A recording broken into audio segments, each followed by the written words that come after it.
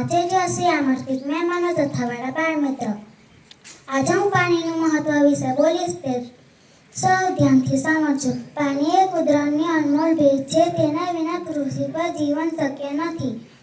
મનુષ્યની જેમ પશુઓ, પક્ષીઓ અને જીવજંતુઓને પણ જીવવા માટે પાણી ખૂબ જ જરૂરી છે. આપણે સવારે ઉઠવાથી લઈને રાત્રે સૂવા સુધી પીવામાં, નાહવામાં, રસોઈમાં અને સફાઈમાં પાણીનો ઉપયોગ કરીએ છીએ. ખેડૂતો ખેતરમાં સારો પાક અને અનાજ ઉગાડવા માટે પાણીનો ઉપયોગ કરે છે.